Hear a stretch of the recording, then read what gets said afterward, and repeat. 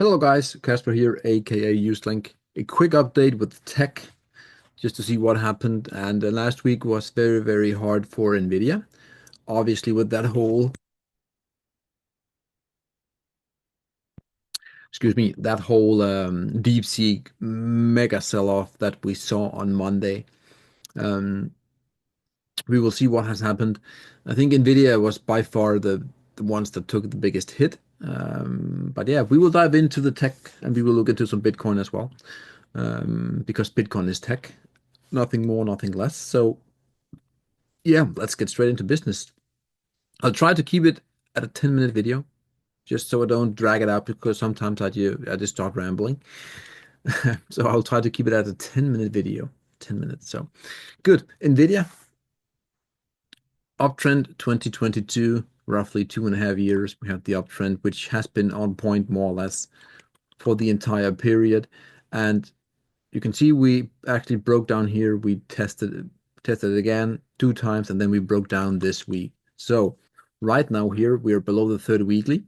We have broken down from a 3-4 month range here. So we have been actually breaking down from the trend line, back testing twice, and then we have come down below the third weekly on 3x the volume.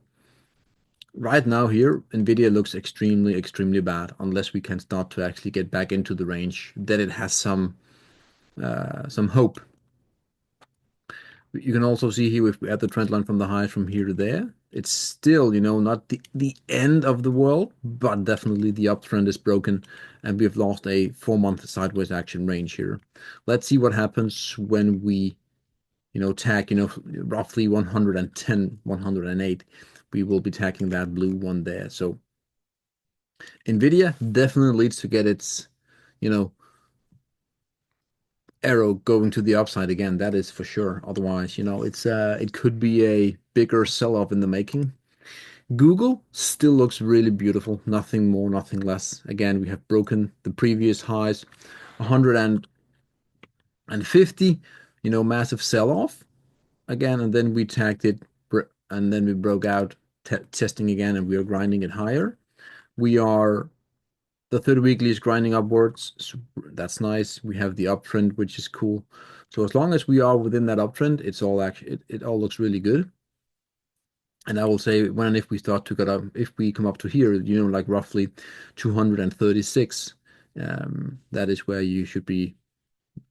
I'm expecting some sort of sell-off, maybe even all the way up to like 250, depending on how we get there.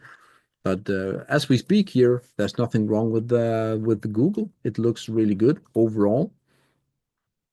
However, if we tag the blue at roughly 250, I would be a seller. Again, I don't own Google, but if we are to see that, within the next few months here, I would be selling everything that I have in Google, and then just be on the sidelines for some times. And if it breaks the blue to the upside later on, you can always go in again. But technically, you should see a pause there or a bigger sell-off. Apple. Let's zoom in on Apple here. We will look at the past 4 years. Apple still looks okay, not as good as Google, but still, we can see here that we have a a ceiling right here, which we have been, attacking twice, a 3 time actually, and the 30 weekly is coming up nicely. We're making higher highs and whole low lows. A bit of an indecision weekly candle here.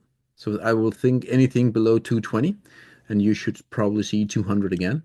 And that is actually a buying opportunity if we come down to roughly here, especially if it happens, in mid-March. You have a double mega support, which again should act as a place to bounce.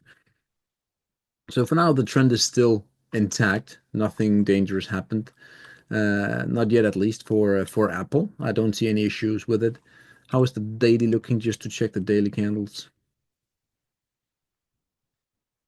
Yeah, we might have, we can see that bigger sell-off. So if we don't start to come up a bit more here, but hey, the weekly again is definitely still in charge, and the monthly is also looking nicely. So Apple, I have no issues with. Microsoft, a bit of a different one here. You can see that we tagged the yellow trend line up here and we sold off, and we're bear flagging now. So if we start to trade below 410, I'm seeing easily 385. That is the high there and the flagpole low. And if we are to measure that move, you can see that all of a sudden we could come in a lot of trouble due to that whole measured move um, from Microsoft. So a bit scary here, and Microsoft needs to break the upper blue right here. So anything above 445 is a big buy on Microsoft. So at that point in time, it's also negating, the bear flag. I think, it's got to break, and we could actually easily rally all the way up to like 600. But for now, bearish vibes here, especially if we start to come down below that 410 mark. Then Microsoft could be in some dangers. Again, you have a little bit of a weird head and shoulders also in the making there. Um, and obviously, if we lose that yellow one there, within like a few months, then it's a whole other story. So um, Amazon looks fantastic still. There's nothing to it.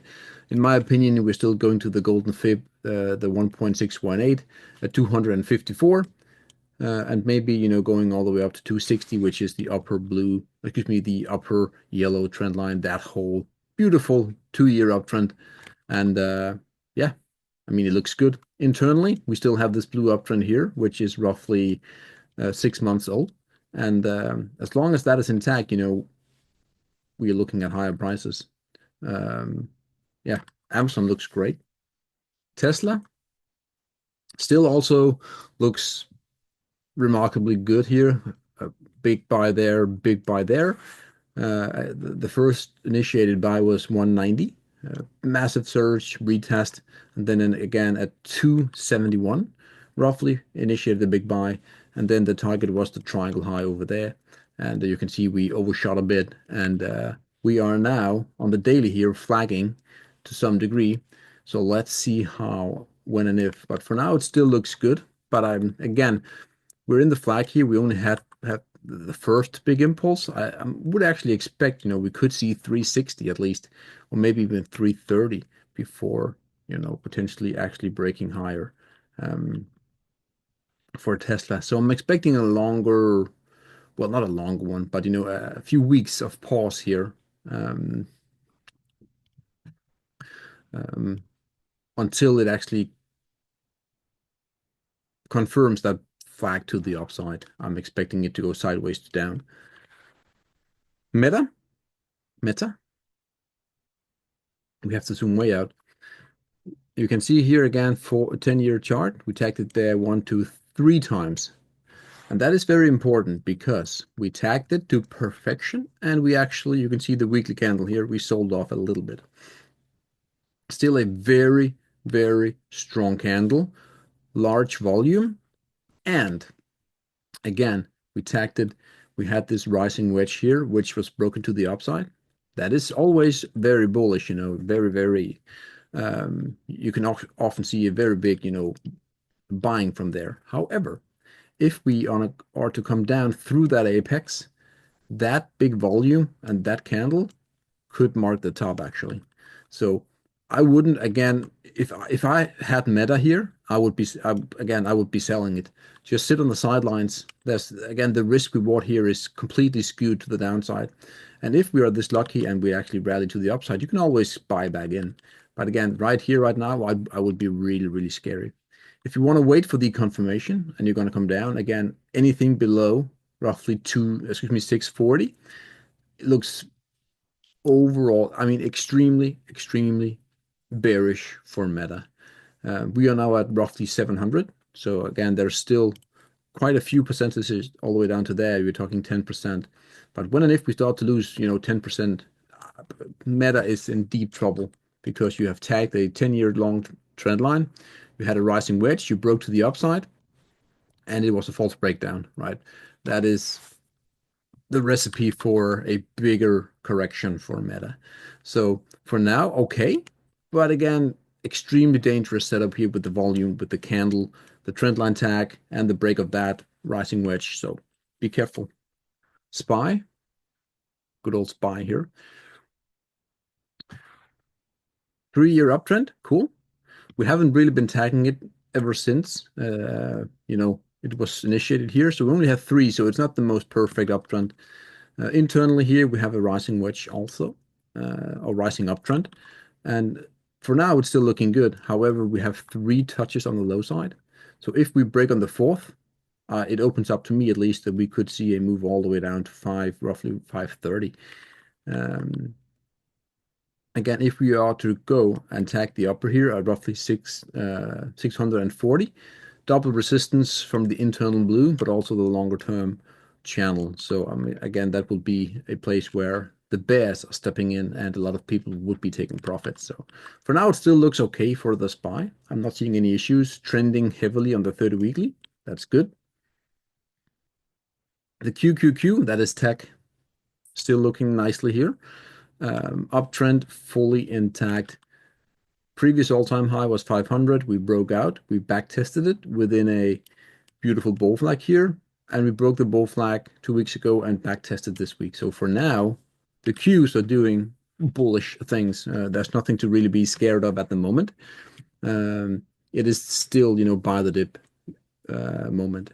That will change when and if we take out that, by the way. But for now, there's nothing to it.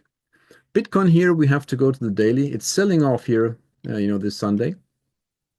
And you can see here that we have, again, the head high, the right shoulder high, the negation of the head and shoulders, right? We broke down, we came straight back up, testing, testing, testing. So to me, this is still looking quite bullish. We are somewhat stuck in a range between let's call it like 90 and 108 roughly. But this to me, the testing is still totally fine. So I'm not seeing any worries right now with Bitcoin. The big sell-off won't happen until we start to get below, 90K. At that point in time, we are to go down to like 70K. But for now, it's still bullish, in my opinion. Again, looking at this whole move up sideways action, let's see how it ends. But for now, it's still okay for the Bitcoin, the Bitcoiners. Last but not least, we have AMD. Underperformed heavily for the past year or so, down 50%. I want to go back just a little bit just to see how big the sell-offs were. Wow, these sell-offs back in 06 were massive. 90s, that's insane. Boom, look at that, by the way. Oof, lovely. That is, once in a lifetime entry.